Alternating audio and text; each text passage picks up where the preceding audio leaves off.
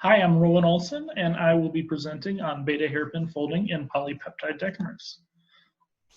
So a little bit of background is we're looking to better understand folding patterns of 10 residue polypeptide chains or decamers and understanding how these decamers can fold into beta hairpin conformations.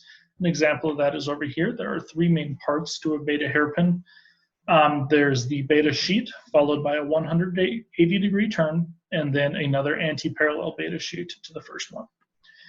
These are important because they're non-specific catalysts with wider applicability than just a normal full enzyme. And we're doing this with some computational methods, including classical molecular dynamics, but also metadynamics, which I'll get into later. So some hypotheses and analysis that we started out with. We chose some variables to quantify the structure right away. These variables would be tracked and plotted to show trends in folding. And we're still working on finding the most useful variables, but these have been some good candidates so far. So there's hydrogen bonding between the carbonyl and hydrogen group, or hydrogen off the nitrogen on the two different beta sheets, which can be important. The alpha carbon distances from the paired residues across the beta sheets as well can show the general shape of the beta hairpin. There's also torsion angles in the peptide called phi and psi angles, which are between the alpha carbon and nitrogen and the alpha carbon and carbon of the carbonyl group specifically.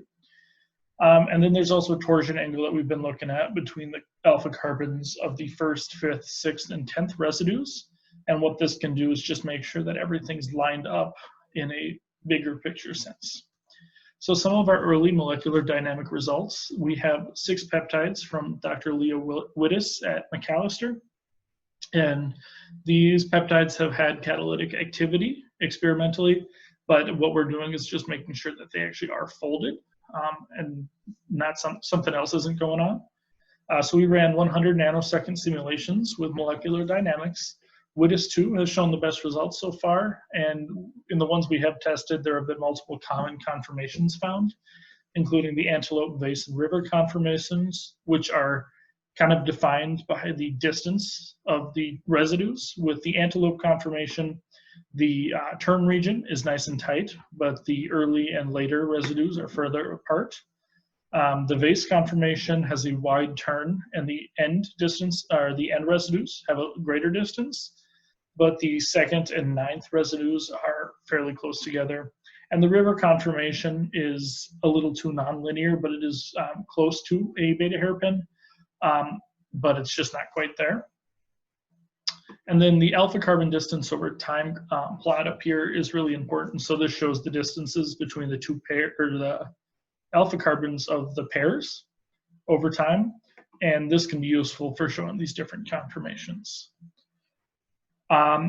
What we've currently been working on is metadynamics. What this does, it's a simulation that adds energetic bias to the system to broaden the sampling.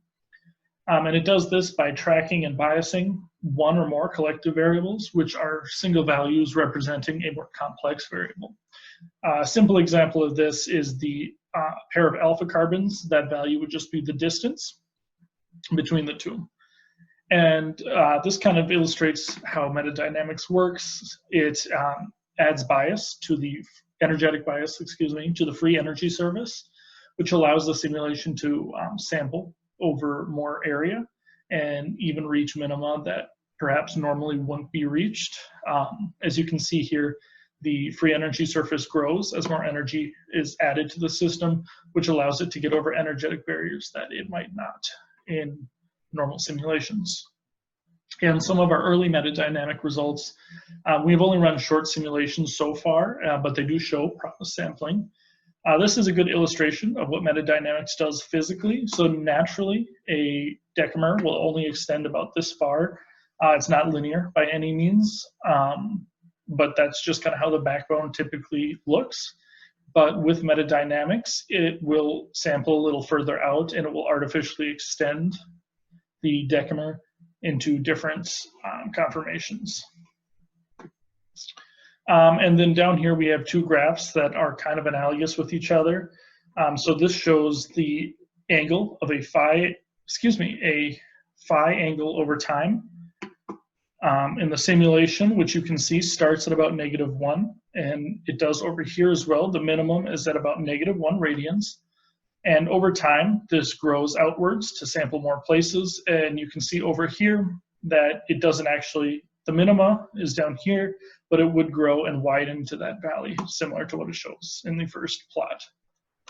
And then some of our next steps is we're looking to further test collective variable viabilities with metadynamics, which would just see what variables are the best at explaining how and when these decamers fold into beta hairpins.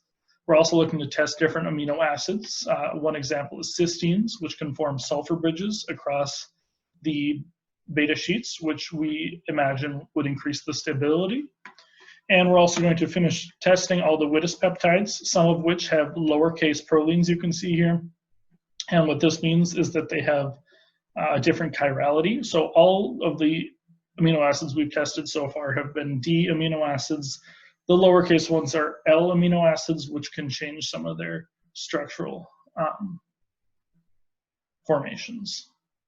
And a thank you to the Undergraduate Researchers Opportunity Program for funding, the Dr. Joshua Layfield Lab, and Dr. Leo Wittis from Macalester.